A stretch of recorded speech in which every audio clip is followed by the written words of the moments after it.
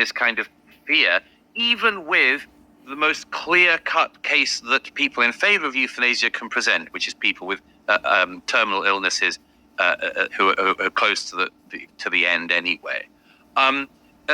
Of course, it's not just possible, but likely that financial incentives will start to step into this. They always do.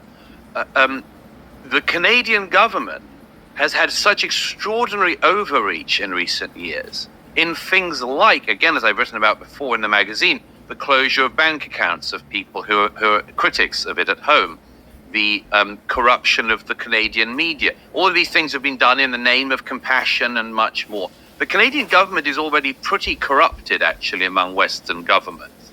I got to add something, man. Our media is so corrupted. They did a psyop down here and I caught it. They were portraying the people that were living in tents on hard drugs. And I absolutely heard assaults by, the kind that you do on women. So we know that was also happening. They had weapons. We had to smell their urine. It was so pathetic. And yet, global, every one of Trudeau's news came down here, CBC, and tried to present these people as this is what poor people act like.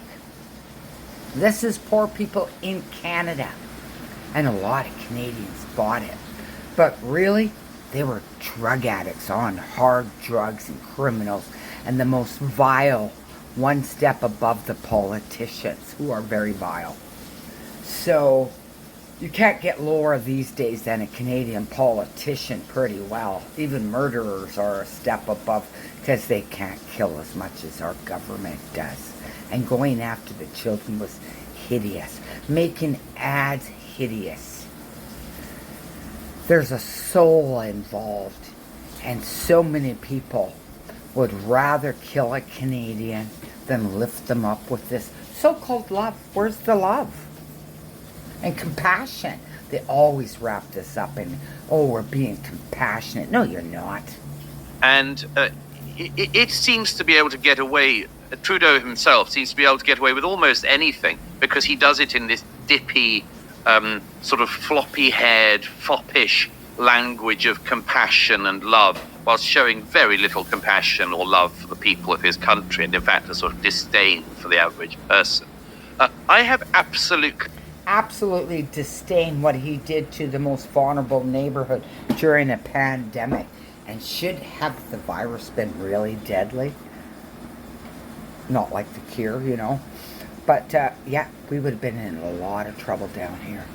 No faith in the Canadian government to be fair Not in its treatment of its citizenry if they have any views that the Canadian government doesn't disagree with. The idea that the choice of life or death could be in the hands of the Canadian government gives me the shudders. Again, this is a government that believes it is too superior, too morally pure, to ever think of executing for somebody for a crime, such as mass murder, child rape, or anything else. Far too morally superior. Like Britain, like all the EU countries, we think we've got beyond that. We've got beyond public. We execute with the euthanasia program far more people than America does. And it was supposed to be for the dying. I didn't object. I let it go. And it was a slippery slope. Execution. We've got beyond private executions in prisons of prisoners. We're past that. We've developed. But we are, or Canada is, a society able to allow and encourage, indeed, people with mental conditions like anorexia, like PTSD, to be effectively killed by the state. I don't think the state has that right anywhere. I cannot see how a country posing as a liberal democracy... To think they even offer this to soldiers with PTSD that have served in Afghanistan, etc., is just absolutely hideously evil. Democracy can go down this route without criticism. And finally, Douglas, I wonder what you think about the lessons for Britain here. I mean, as you say, there's been a long-running campaign. Okay. I will leave a link to this.